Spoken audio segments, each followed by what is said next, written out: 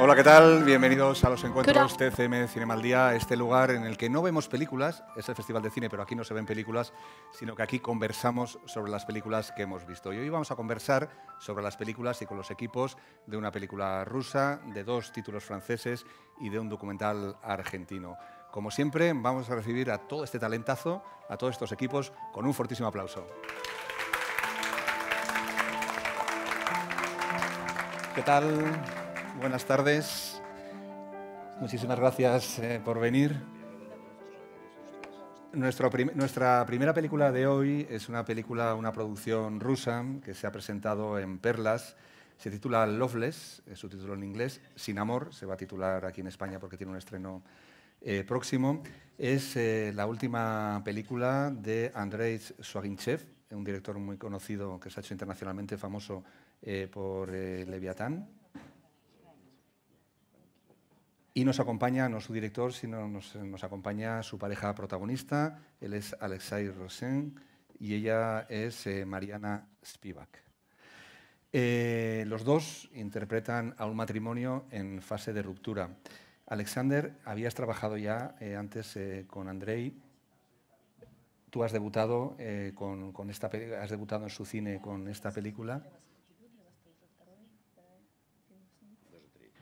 Son tercera película. Me gustaría que comentarais cómo es Andrei Zhuangzi como director de actores.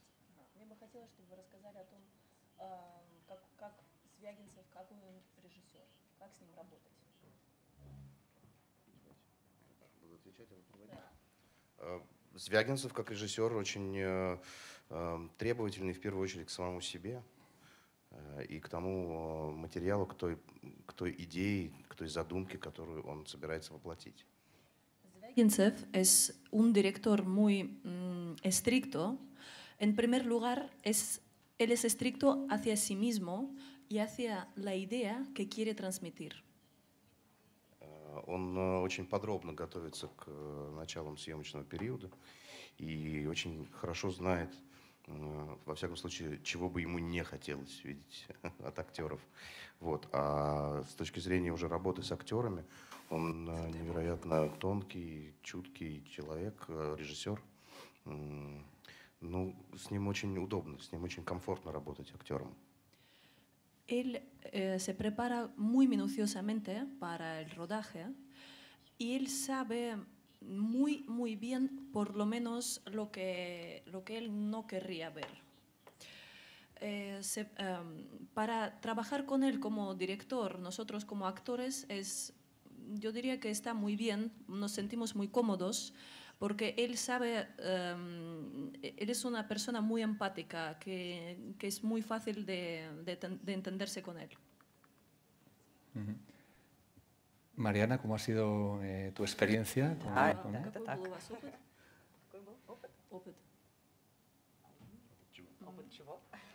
La experiencia de trabajar con Andrei.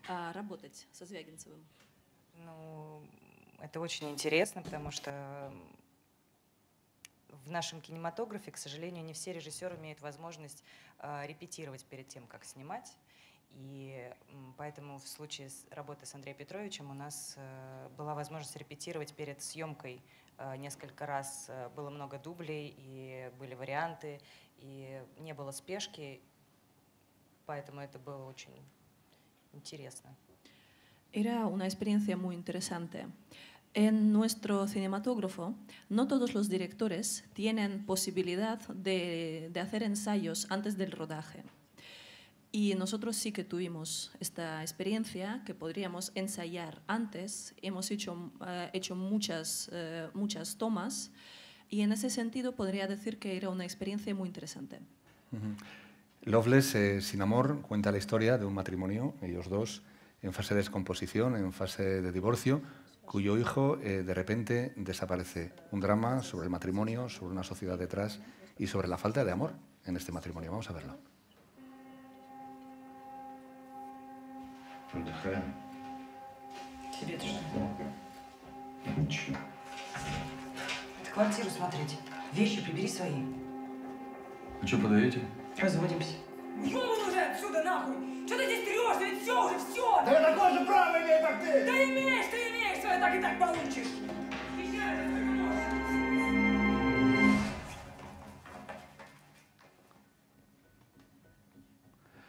La película, como veíamos en este pequeño avance, tiene algunas escenas realmente duras. En estos ensayos que citabas, pudisteis, me imagino que profundizar mucho en el personaje, pero aportar quizás algunas experiencias vuestras. Yo tengo la sensación de que profundizar en estos personajes tan duros ha tenido que ser, por otra parte, una experiencia casi personalmente difícil, ¿no? Мы видим, что в фильме у вас достаточно много таких жестких, сложных моментов. Вы говорите о том, что у вас были репетиции, которые вам, скорее всего, позволили как-то глубже исследовать ваш персонаж и, возможно, что-то добавить сюда из личного опыта, из личных переживаний, что, скорее всего, работа над такими сложными персонажами должна быть достаточно тяжелой персонально. Ну, конечно, артисты всегда пытаются искать что-то от себя в персонаже, как-то добавлять какой-то своей органики, и невозможно совсем себя исключить из образа. Ты все равно являешься этим человеком. Но если говорить вот конкретно об этой сцене, которая была сейчас на экране, то ее как раз мы больше всего репетировали, потому что эта сцена была на пробах к фильму. И мы вот с Лешей не пробовали ее, мы встречались с другими артистами на пробах. Но уже к моменту съемок она уже настолько была в крови, эта сцена, мы уже полгода ее репетировали, и поэтому она уже стала такой родной, уже своей такой. Bueno, por supuesto, un artista no puede excluirse por completo del personaje. Por supuesto, uno como artista siempre busca en sí mismo, siempre busca qué aportar del suyo, orgánico. Si estábamos hablando de la escena que acabamos de ver, una escena difícil, esa escena era una de las más ensayadas, porque esa la hemos ensayado muchísimo. Esa escena también fue la que hicimos cuando el casting de los actores. Alexei y yo no la hemos hecho uno con el otro, sin embargo la hemos ensayado y probado con otros partners. Por eso, bueno, igual nos tardamos medio año ensayando esta escena, por eso el día de rodaje ya la teníamos muy interiorizada. Да, в общем-то, я абсолютно согласен с тем, что говорит Марьяна, тут добавить особо нечего. Estoy muy de acuerdo con lo que dice Mariana, no hay mucho que añadir a eso. Zwaginchev en algunas entrevistas, en más de una ocasión, ha citado como una referencia para esta película a Bergman y escenas de un matrimonio. No sé si a ellos les afectó esta referencia también, si el director les recomendó que la vieran o les sirvió también de inspiración esta película. Звягинцев упоминал в своем интервью, что он в каком-то моменте вдохновился фильмом Бергмана «Сцены из супружеской жизни». Возможно, он рекомендовал вам этот фильм к просмотру, или как вы думаете? Он не рекомендовал нам его к просмотру, ну, по крайней мере, на том моменте, пока мы готовились, но... Да, просто подразумевалось, что мы его видели, потому что это один из таких вообще важнейших, наверное, фильмов, по крайней мере. Есть известный, знаменитый такой список фильмов Андрея Звягинцева, и этот фильм там занимает свое место. Да, наверное, но мы не пытались копировать этот фильм, нет, наверное. Но, конечно, масштабность, с которой Бергман и его актеры это делают, наверное, служило нам все-таки каким-то одним из ориентиров. Andrei Zvyagincev no es que nos dijo que teníamos que ver esta película cuando nos preparábamos para el rodaje. Se supone que ya la hemos visto, que ya la conocemos. Existe como una lista de las películas de Andrei Zvyagincev y esta es una de ellas. Quizás sí que le influenció esta película, sin embargo, nosotros no teníamos como intención de copiarla o hacer algo parecido. Sin embargo, bueno, quizás sí que tenía algo que ver. ¿Sí? Una curiosidad, la lista es la lista del director. Si no has visto esas películas, no trabajas con él nunca, ¿no? O sea que... А вот список, о котором вы говорили, то есть если вы не видели все фильмы из этого списка, то вы просто не работаете с этим режиссером, да? Нет, по счастью, нет. Por suerte, no. В этом списке, если я не ошибаюсь, что-то порядка 150 фильмов. Son más o menos 150 películas, si no me equivoco. Уверен, что он может назвать еще 10 раз по 150. Y estoy seguro de que él puede nombrar 10 veces 150 más. Которые стоило бы посмотреть. Хотя, может быть, их не так много наберется. Но нет, это просто такой список, время от времени публикуют. Я видел в интернете, среди интервью, списки разных режиссеров, не только Звягинцева. Там, я видел списки Копполы и там какие-то еще разных людей. Не знаю, насколько это они давали эти вещи, но Звягинцева действительно опрашивали журналисты, и он такой список составлял рекомендаций, какие фильмы, по его мнению, обязательны к просмотру для кругозора. Как-то да, обязательны к просмотру. No es que quizá podría también nombrar otros muchos tantos o no tantos, no estoy seguro si habrá tantísimas películas buenas para ver. Hablando de lista de Zvyagintsev, es una lista abierta que está publicada en sus entrevistas, se puede encontrar en internet. También hay listas parecidas de otros directores, como por ejemplo lista de Coppola. No estoy seguro hasta qué punto esta lista está formada por propio director. Y también, pues, Zvyagintsev supongo que de vez en cuando la modifica o así. Sin embargo, son películas que él recomienda para ver, pues para tener, no sé, como mente abierta o conocimiento común. Pues muchísimas gracias por este rato. Yo he de reconocer, voy a decir una tontería, pero bueno, digo muchas, así que una más. He de reconocer que tenía miedo, porque como les he visto tan fríos, tanta tensión en la película, tenerlos a los dos aquí juntos se me hacía un poquito violento, pero veo que se llevan bien. Фильме вообще вот такие холодные, какие-то дистантные. Мне было к вам страшно подходить. Но я смотрю, что вы на самом деле друг друга не так уж сильно ненавидите. Muchísimas gracias.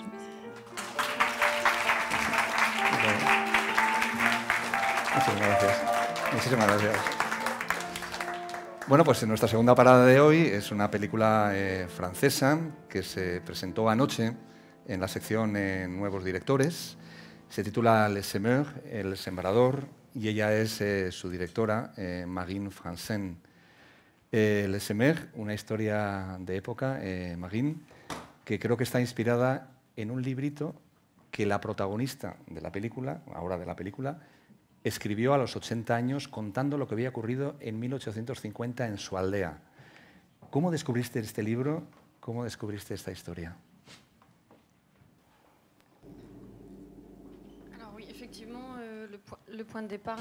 El punto de partida de la película, efectivamente, es el descubrimiento de este libro que me ofreció un amigo escritor, que quien también escribe sobre temas parecidos al que trata el libro. Y fue mi marido el primero en leer el texto. Y le encantó, le emocionó y me dijo, deberías leerlo. Creo que podría convertirse en una película muy hermosa. Y así fue, leí ese libro, que es cierto que es muy breve, es como un largo poema de 20 páginas. Y es cierto que me conmovió sobre todo más la fuerza de la escritura y la potencia poética y cómo se cuenta la historia. Eso es lo que más me conmovió, más incluso que el tema. Está claro que el tema también me emocionó y me conmovió. Y esas dos cosas, es decir, la poesía del texto por un lado y después la precisión en cuanto a la mirada del deseo femenino, esos dos elementos al final suscitaron la idea de dar una forma cinematográfica a este tema y a esta poesía. Pues esta es la historia de Violet, que vive en una aldea en la que todos los hombres han sido detenidos en la época de 1852, en la época de Luis Napoleón Bonaparte, si no me equivoco. Todos los hombres han sido detenidos y en la aldea solo quedan mujeres hasta que llega el sembrador. Vamos a poner imágenes. J'ai l'impression de pas avoir mangé depuis 3 jours. C'est l'altitude.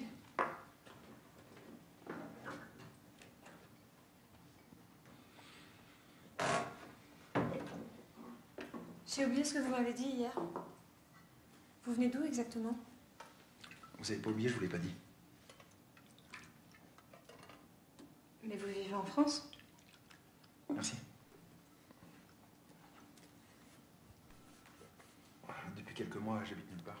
Lo que sorprende fundamentalmente de esta película, y sorprende que sea un relato de la época en primera persona, es, digamos, el trasfondo casi protofeminista, ¿no? que tiene en la medida en que las mujeres deciden organizar una sociedad independientemente de los hombres, ¿no? Sí, es una situación que se escribió en aquella época, pero que se ha vivido en distintas épocas, en distintos países, cuando ha habido conflictos, y en este caso se trataba de un problema político dentro de Francia, pero podríamos hablar de una guerra civil o entre dos países. En distintos momentos las mujeres, e incluso hoy en día, se han encontrado solas y han tenido que sobrevivir, intentar vivir y sobrevivir muchas veces en un entorno precario para seguir viviendo, para sobrevivir simplemente. Y se trataba de ver que podían seguir adelante aunque no hubiese hombres. En este caso, como no tienen noticias de los hombres desde hace ya meses, comienzan a preguntarse si quizá no han perdido los hombres la vida. Y las mujeres están allí en lo alto de la montaña, además nadie pasa por allí y de repente se sienten obligadas a proyectarse hacia un futuro totalmente incierto y necesitan crear o recrear nuevos códigos de vida, primero entre ellas, y además como tienen esa desesperanza total, casi apocalíptica con respecto a su situación, empiezan a fantasear, porque viven muchas angustias, empiezan a fantasear y a pensar que para que no desaparezca el pueblo y para que no tengan que emigrar, quizá un día llegará un hombre para ayudarlas a trabajar, a sobrevivir, ayudarlas a trabajar en los campos, y también alguien que permitirá que la vida siga, es decir, que las mujeres jóvenes puedan descubrir el amor y que las mujeres que tengan deseo de maternidad puedan gestar, tener hijos y que el pueblo no perezca, no muera y que pueda seguir existiendo a través de ese hombre que será el que venga con su semilla. Hay una cosa más o menos técnica que me ha llamado muchísimo la atención en la película. La película transcurre durante un verano, en la época de la cosecha. Se desarrolla en un paisaje muy bonito, pero sin embargo no has utilizado el panorámico, el formato panorámico, sino que has utilizado un 4/3, que de alguna forma hace que ese paisaje no tenga tanto impacto, ¿no? No sé si es para centrarse más en los personajes que en el paisaje, pero bueno, en principio así como que choca el formato. Sí, es una pregunta que me hacen muchas veces. Decidí usar ese formato porque me parecía, sabía que iba a sorprender. Sí, es algo inesperado, ¿verdad? He intentado alejarme lo más posible de lo que se considera una película de época, tal y como se hacen hoy en día en Francia, en Estados Unidos. No, he querido hacer, claro, porque eso también implica cierta carga sobre el relato, que al final da un aspecto un poco pesado y clásico a la película. Yo, por el contrario, lo que he querido ha sido que resaltase el tema, pero de una forma muy contemporánea, porque las cuestiones que se plantean las mujeres son cuestiones de actualidad. Y he querido encontrar una forma que rompiese ese lado tradicional, por así decir, del cine de época. Y me pareció que este formato de 4/3 me permitía centrarme en los personajes, estar cerca de sus emociones y de sus cuerpos. Lo que he intentado trasladar y traducir es lo que sienten las mujeres, su miedo, sus deseos. Y quería que todo pasase a través de los cuerpos y no tanto a través de los diálogos para explicar las cosas. No quería explicar las cosas, sino que el espectador las sintiese a través de las imágenes. Magin, aquí siempre solemos comentar, cuando nos referimos a la sección de nuevos directores, que nuevos directores no quiere decir directores inexpertos. Muchos de vosotros venís con una carrera en el cortometraje. En tu caso, tú te has formado prácticamente en los platós, trabajando como ayudante de dirección de directores muy reputados como Haneke o Oliver Assayas. ¿Qué has aprendido de estos maestros y qué ventajas tiene el aprendizaje, digamos, in situ en el plató? Alors, moi, je pense que Creo que la diferencia esencial a la hora de hacer una película tras esa experiencia concreta con respecto a alguien que salga directamente de la escuela es que ya tienes un rodaje junto a un realizador, cosas que muchas veces no están simplemente vinculadas a la puesta en escena, porque hay que movilizar toda una gran maquinaria, ¿verdad? Al hacer una película hay que saber motivar un equipo en el plató. Por ejemplo, hay que saber gestionar las relaciones humanas, que también son muy importantes, claro. Esa es una gran responsabilidad del realizador en un plató. Y además hay que ser capaz de distanciarse un poco de la presión en cuanto al ritmo de trabajo, las relaciones con los actores, las actrices entre sí, las relaciones con los productores, etcétera, etcétera. Es decir, hay que poder dominar todas esas distintas etapas. Hablando con realizadores que habían hecho su primer largometraje sin haber tenido esa experiencia directa como yo, sin tener esa experiencia del plató anterior, muchas veces me dicen que lo han vivido mal, que ha sido una situación bastante violenta a la hora de tener que soportar todo eso, más allá del trabajo de la puesta en escena. Y yo creo que esa experiencia que yo he tenido como asistente me permitió sentirme más cómoda para empezar en el plató. Y además me ha permitido sentir menos la presión de todas esas otras cuestiones. Y luego, por supuesto, también he aprendido muchísimo viendo a los demás trabajar. Cuando trabajas con gente de tantísimo talento, claro, aprendes muchas cosas. Y luego cada uno, bueno, pues intenta buscar su propio camino. Muchísimas gracias, Magín, por compartir con nosotros esta película. He estado mirando yo esta mañana en internet buscando a ver si el libro en el que basas la película estaba también editado en España, y sí que está editado en España. Está editado, no sé la editorial, pero con el nombre de El hombre semen. Entonces, digamos, es el relato en el que se basó esta novela, que seguro que apetece leerla o echarle un vistazo después de ver la estupenda película que ha realizado Magín. Merci beaucoup pour être avec nous. Merci. Bueno, y ahora nos vamos a Argentina. Bueno, Argentina viene a nosotros a través de Manuel Abramovich, que es el director de Soldado. Hola, Manuel, ¿qué tal? ¿Cómo estás? El director de Soldado, que es un documental realmente atrayente, original y curioso, un documental observacional que cuenta el primer año de instrucción de un soldado que entra al ejército argentino. Manuel, ¿cómo se te ocurre observar este tema, un recluta que llega al ejército argentino, y cómo conseguiste hacerlo? En general, las ideas para las películas no es que se me ocurra, no es que me siento en mi escritorio y trato de escribir un guión. La forma en la que trabajo en general tiene que ver con, o se me ocurren ideas para películas más en las actividades que hago todos los días, o en la vida cotidiana, las personas que voy conociendo o los lugares que visito. Y en el caso de esta película, el regimiento donde filmamos es justo enfrente de mi casa. Entonces pasaba todos los días y me quedaba mirando por detrás del otro lado de las rejas, me quedaba mirando durante horas los movimientos y las coreografías de estos militares en el ejército. Y me preguntaba, fue bastante simple, me daba curiosidad saber quiénes eran todas esas personas que desde lejos parecían todos el mismo, como un soldado. Pero bueno, evidentemente eran todos jóvenes diferentes y cada uno tenía su historia. Entonces me pregunté quiénes eran esas personas por detrás de los uniformes y también cómo era formarse como soldado en el ejército argentino en la actualidad.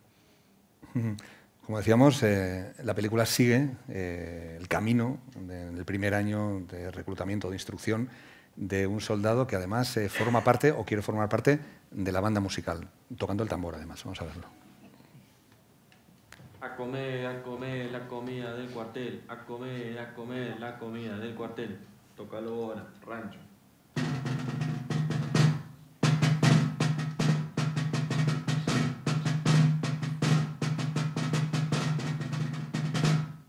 Listo. Ahora, desayuno, merienda. Tengo que ir a tomar el desayuno, la merienda. Listo. A tomar el té. A tomar el té. ¿Cómo tengo que hacerlo con el tambor? Ta, ta, ta, ta, ta. Ta, ta, ta, ta, ta. Desayuno, merienda.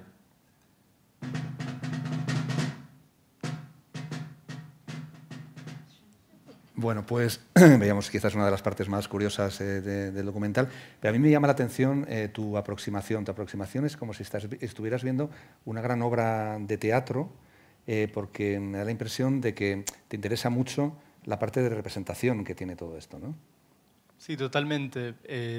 Eso es algo que me interesa en general en el mundo, digamos. Creo que la realidad es una gran ficción en un montón de sentidos. El ejército también es un poco eso, como una puesta en escena en algún sentido. Y sí, es algo que me interesa en general, como esto de que siempre tenemos, no solo en el ejército, digo, ahora, por ejemplo, uno tiene que estar como haciendo un rol para otros. Yo hago el rol de presentador. Tú el de entrevistado, es verdad. Es algo que me interesa en general. El ejército sí es un ejemplo de eso. El protagonista, no sé cómo fue la elección de este chico, el protagonista, que se llama, lo tenía apuntado por aquí. Juan. Mira, fíjate como yo. Juan, ¿cómo elegiste a Juan y por qué te decidiste por él? No sé si tuviste, digamos, otros candidatos para ir vehiculando el documental. Sí, fue como algo más intuitivo. Cuando entré al principio para hacer la película, me pasé 2 meses yendo todos los días como a observar, sin filmar ni nada, y me quedaba en un rincón viendo cómo eran las clases, tomando notas o grabando quizás con el celular sonidos, para tener como una idea de cómo era el día a día ahí en el regimiento y armar una suerte de guión o de estructura que pudiera funcionar en la película que iba a filmar después. Y bueno, cuando estuvimos filmando en la primera semana, no sé, eran 50 soldados que estaban más o menos empezando la formación, y me pareció, cuando lo vi a Juan, no se sentía algo como de duda en su mirada o en su actitud, que me parecía que podía funcionar, como contar la formación de un soldado que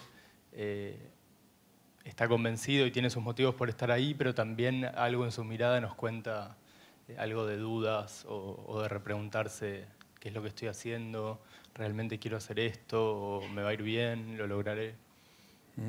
Me ha llamado mucho la atención que utilizas mucho el fuera de campo, que te fijas muchas veces la cámara en detalles y todas las clases, toda la instrucción viene por fuera.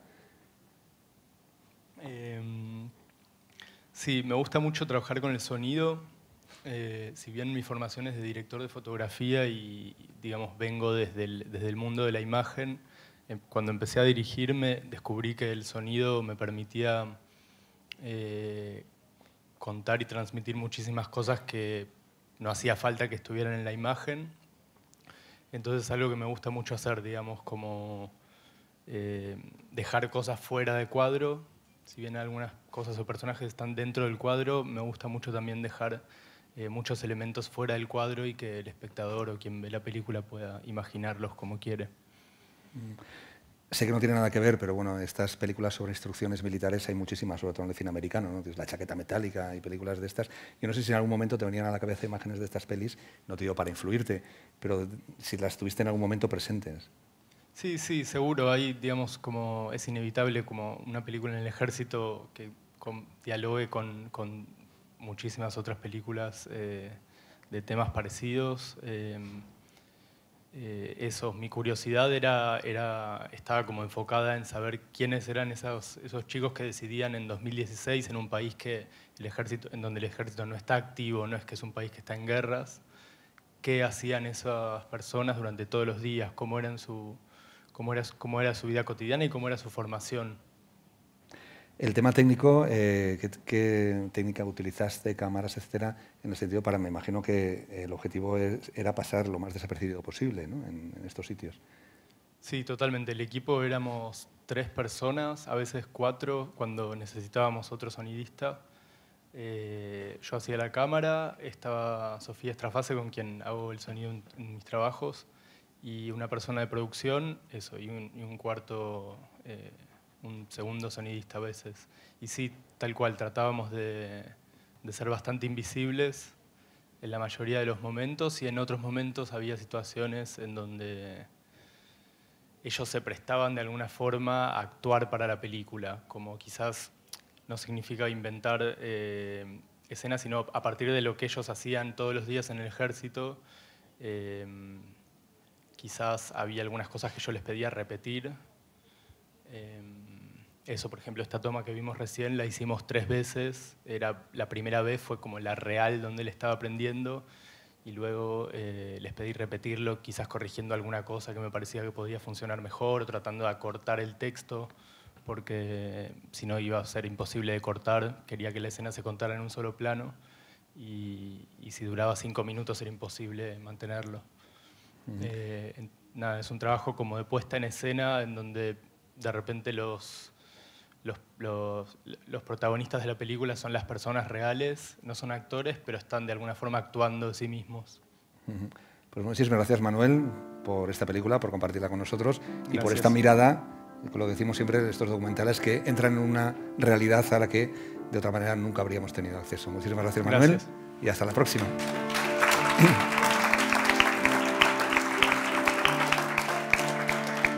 Bueno, pues nuestro último equipo de hoy, cuarto equipo de hoy, acaba de venir del cine, donde ha presentado la primera proyección de la película, Le Prix du Succès, producción francesa que se presenta en la sección Nuevos Directores, El precio del éxito. Como acabáis de llegar de la sala, él es el productor y él es el director, Teddy Lucie Modeste. El productor se llama Jean-Christophe Raymond. Acabáis de venir de quizás la primera proyección del festival. ¿Qué sensación tenéis ahora mismo después de este visionado? C'est difficile en fait, après les projections, on repense toujours aux questions qui ont été posées et on se demande si les réponses qu'on a données, elles étaient bonnes. Donc on est un peu encore dans une phase intermédiaire, mais j'essaie de me remettre sur pied pour répondre a vos questions de façon pertinente. Sí, la verdad es que todavía acabamos de salir y estoy un poco perturbada. Sí, hay otro elemento, y es que evidentemente es una película francesa, esperamos que conmueva a todo el mundo y siempre es interesante ver la reacción. Había mucha gente en la sala y siempre nos interesa ver hasta qué punto llegamos a los espectadores y también ver qué tipo de preguntas nos hacen, que han sido muy distintas a las que recibimos en Francia. Éxito sería el título en español, es una reflexión sobre eso, sobre el éxito. Creo, Teddy, que esta reflexión sobre el éxito parte de una experiencia tuya después de tu primera película. No, disons que c'est avant bueno, le premier no, film más bien que antes de la j'ai primera réalisé. película que En fait, il y a hice. une anecdote un peu drôle Hay en una famille, anécdota où un lorsque je poco fais aussi concours d'une divertida école de y cinéma, es que, j'en parle aux claro, gens de ma famille, et les salgo gens de de la ma escuela famille de imaginent que je cine vais y devenir la très, gente très de mi riche. familia dicen, Parce que cine, vengo de pues te vas a cinéma, convertir au en alguien muy, muy football, rico. Claro, comparan al imagine cine que con el des sommes fútbol. astronomiques Imaginan vont que voy a ganar être cantidades gagnées. astronómicas de dinero. Et tout de suite, Y de repente, mon frère me inmediatamente, demande une montre Rolex, mi hermana me pide un regalo, un reloj Rolex, mi madre quiere un bolso Louis Vuitton. A partir de cette Y idée-là, je a me suis dit, partir de esa idea dije, ah, pues ese también es un tema interesante para el cine. La idea de que en una familia, cuando alguien tiene éxito, y sobre todo viniendo de un medio modesto, como es el caso, pues de repente se instauran ese tipo de ideas. Y entonces dije, pues habría que trabajar en torno a ello. Es decir, un hombre de éxito al que de repente del que se aprovechan en su El familia. éxito no transcurre, el argumento no transcurre en el mundo del cine, sino que el protagonista es un cómico que tiene muchísimo éxito y que tiene que romper, entre comillas, con su familia para poder seguir adelante. Vamos a ver algunas imágenes. Je suis son frère, mais je suis aussi son agent, je suis son producteur, je suis son avocat, je suis son chauffeur, je suis son garde du corps, je suis sa mère des fois. Merci, c'est tout pour moi, c'était... J'aimerais faire venir une personne sur scène. Quelqu'un qui compte beaucoup pour moi, qui me donne confiance, qui me met aussi des gros coups de pression des fois. Mais sans qui ce spectacle n'aurait jamais existé. Linda.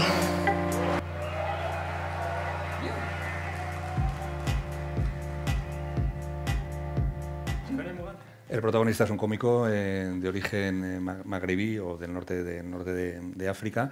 ¿Por qué ha elegido precisamente no ya únicamente una persona que triunfa, tiene un gran triunfo, en este caso un cómico, pero que a la vez viene de la banlieue, viene de un medio, digamos, de inmigración, etcétera? Parce qu'en fait, Pues quand on regarde les 20 dernières années en France, les sí, exemples vemos de los réussite ejemplos de éxito más fulgurante en Francia en los últimos 20 años, pues muchas veces han sido chicos o jóvenes de origen árabe o de raza negra y también incluso algunos de ellos gitanos. Así que simplemente He querido ser veraz y la veracidad implicaba centrarnos en alguien que podía ser un hijo de inmigrantes. Y me parece muy interesante porque eso es algo que nunca se había planteado en el cine, la cuestión de qué significa ser hijo de inmigrantes y tener un éxito así, qué significa venir de un medio modesto y tener éxito, cuál es la deuda que tenemos que pagar después a nuestra familia y a nuestra comunidad por ello. Y esa deuda es la que he querido reflejar. Una cosa que me llama bastante la atención de la película es el hecho de que, a pesar de que se trata de un cómico, la película apenas tiene toques cómicos y prácticamente no se ve ninguna actuación. Esto fue, me imagino, una decisión desde el primer momento de guión. Oui, parce qu'en fait, même au début de l'écriture avec la scénariste, on a commencé à écrire un synopsis avec un footballeur, parce qu'en plus, le football, les sommes d'argent sont encore plus impressionnantes. On a même écrit aussi avec un rappeur, et en fait, l'idée, c'est que, pour moi, le sujet de l'humour, c'est pas du tout... si vous voulez, c'est un décor. On peut remplacer les scènes d'humour par des scènes où il serait sur scène en train de chanter, ou sur un stade, las que dans puede un stade de estar foot en train de cantando. jouer. Es decir, para mí el tema del cine, lo que me interesaba era hablar de la familia, de idea de que la familia es un lugar de protección, pero también un lugar peligroso. Y la película lo que decide es simplemente utilizar el humor como algo universal. Algo universal y que, por supuesto, no hay que desestimar. Claro, es muy importante que sea creíble, de la misma forma que cuando en una película policíaca es importante también que parezca un buen detective. Pero para mí lo más importante era también hablar de la relación entre los hermanos. En la película hay un momento en que este cómico tiene un amigo rapero, que es muy amigo suyo, y después de una actuación el amigo rapero está viendo Twitter y ve todo el tipo de insultos que le están diciendo. Y el rapero le dice: esto no es el enemigo está entre la gente que más quiere siempre. Oui, c'est vraiment le sujet du film, c'est-à-dire que ese es el tema de la película, claro. Es fácil, el rapero está ahí y le dicen, bueno, recibe un mensaje racista y le dicen que es un maldito negro, luego otro de un negro que le dice que es un maldito blanco y luego le dicen que es un sionista. Y en realidad, eso no es más que retórica. No, el verdadero problema para la gente que tiene éxito es que no es eso, no son las redes sociales el problema, claro que no. El problema es que el éxito en una familia en donde antes no ha habido éxito es una bomba que llega y explota y que redistribuye todas las relaciones de fuerza a la familia. Es su segunda película, ha tardado creo que 5 o 6 años en poder rodar su segundo largometraje. Me gustaría que nos hablaras un poco de todo, cómo ha sido el proceso de producción. Alors, effectivement, on a fait les courts-métrages ensemble. Hemos hecho cortometrajes antes, juntos, y este es el primer largometraje que hacemos juntos. El desafío era saber cómo, a partir del guión, cómo entrar en interacción con Teddy para después encontrar una película para abordar este tema, además del éxito. Y además, claro, Canal Plus ya se había interesado por ello, tenía que ser interesante para Canal Plus.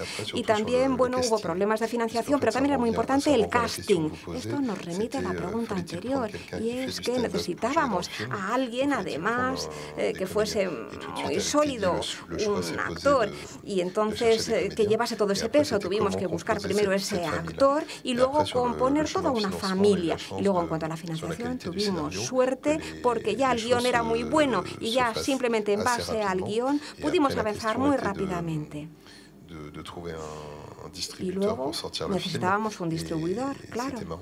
Y fue divertido porque la gente podría pensar que esta va a ser una comedia, va a ser una película divertida, pero es cierto, como ha dicho, el tema, la verdad es que no es eso, sino que simplemente es un drama de familia.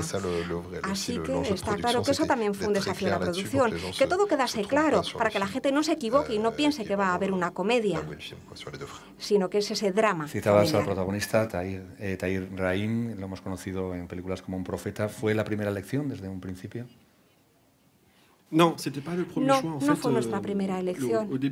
Al comienzo el guión lo escribimos para un actor negro y hicimos pruebas con el director de casting y luego de repente le vi, empezamos a hablar del papel, leyó el guión, pero no era una propuesta todavía, pero dijimos, ¿por qué no probar? Veamos cuál es el resultado. Y de repente se produjo el milagro y me di cuenta, y Jean-Christophe también estaba ahí en las pruebas, el director de casting también, y vimos que sí que, claro, él además venía también un poquito ya del éxito de El Profeta, ¿verdad? Aunque también había hecho un documental antes, pero con El Profeta explota, ¿verdad? Recibió 2 Césares, fue a los Oscar, a Cannes, entonces él ya había tenido también una trayectoria fulgurante, ¿verdad? Entonces, evidentemente, y supongo que en su familia también, se produjo un fenómeno como el que yo quería abordar. Y me daba cuenta ya en las pruebas y cuando le pedía que improvisase, que él no lo decía directamente, pero que sí que era algo que él había vivido y que él también quería cuestionar y plantearse la película. Y estuve seguro de que para él la película iba a ser una catarsis. Y entonces rápidamente dije, tenemos que hacer el casting a partir de él y luego reuní al otro personaje principal, a su hermano, porque él es la primera generación de hijos de inmigrantes que tiene éxito en el cine. Y entonces la visión del trabajo es diferente a la suya. Me pareció muy interesante reunirlos a los dos, pero el casting se fue construyendo poco a poco. Bueno, no es que me enamoré de repente de él, sino que fue un proceso muy largo y que se basa en una reflexión muy profunda. No había caído en la cuenta del paralelismo también que había entre el protagonista, el actor protagonista, su historia con el personaje de la película.